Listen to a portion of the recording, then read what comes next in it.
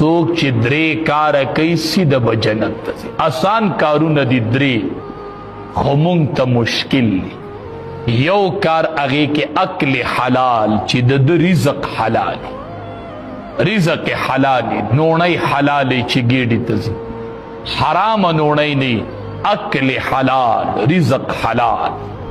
ستا د وجود نه پې خوله وبهیږي، ته کسب وکې، ته ستړی شي، دا اکل حلال دی.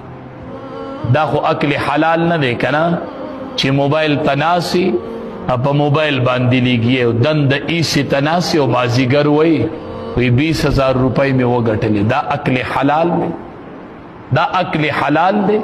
په موبایل به لیږي او ګیم به کوي او مازدیګر له مې 20,000 روپۍ وګټلې، بل به هلته ناسي وي 20,000 ما بی وي.